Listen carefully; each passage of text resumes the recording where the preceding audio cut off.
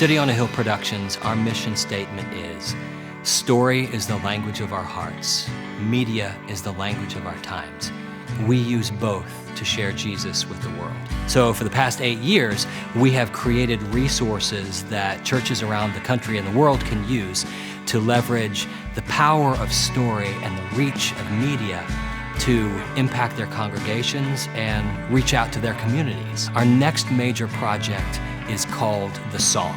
And it's going to be a series of resources that churches can use in worship and in small group settings, but it's also going to be our first feature film. The story of the song is inspired by the works of and the life of King Solomon as recorded in the Bible. And it basically tells the story of a young, aspiring singer-songwriter whose marriage and generally his life suffer when the song he writes for his wife propels him into stardom. Do we really need another love story?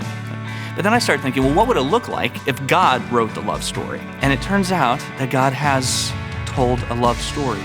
It is written in the Song of Solomon. It's just this beautiful love story between a man and a woman. We read about Solomon and his bride and how they're first attracted to each other and what that looks like.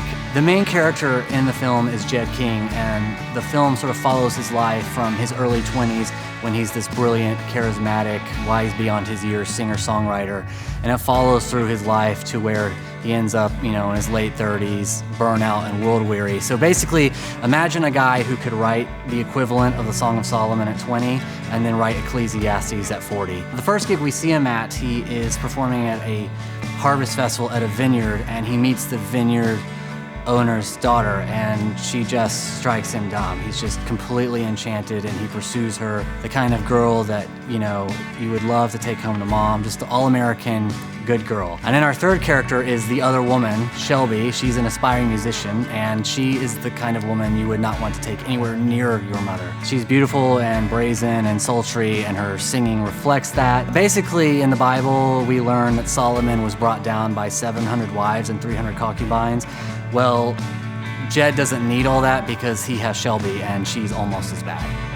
A lot of things go on in the course of the story. A couple becomes infatuated, they court, they fall in love, they get married, we visit the honeymoon, there's fighting, there's reconciliation. It tells an honest love story, and when you put those things together, I think the song is going to have a huge impact on marriages and on relationships for a long time to come.